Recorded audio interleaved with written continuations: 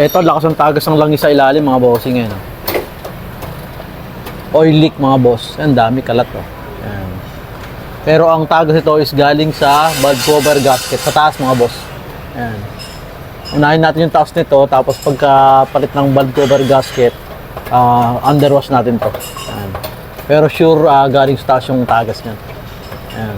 Dumalayday lang sa baba. Ang dami oh. Ayan. Kaya bago kayo gumawa, unahin nyo muna yung sa taas bago yung sa ilalim. Underwash nyo para makita nyo kung ano, may tagas din sa ilalim. Alright, pakita ko sa inyo yung valve cover gasket, yung tagas. Ito pag mga ganito, pagkakalat yung tagas, para mapinpoint nyo kung saan talaga galing yung tagas, palinis nyo muna yung ilalim, pa-underwash nyo para makita nyo kung saan galing talaga yung tagas. Kasi mahirap yung magpapalit tayo ng pesa na hindi naman tayo sigurado na na doon talaga yung tagas, para hindi rin mapagastos yung customer natin. Ito kasi nakita natin sa valve cover sa taas ng gagaling.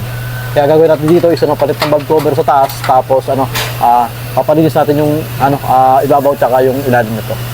Okay? Ito yung tagas mga bossing, yan. Malangis. Sa valve cover gasket galing yung mga boss. Ito yung pamalit natin, original to. Genuine parts from Mitsubishi mga boss. Ayan. Bumabagsak sa ilalim yung langis niyan, kaya kalat dun sa ilalim. Kaya pag tinignan mo, maraming tagas sa ilalim, kalat siya, transmission sa makina.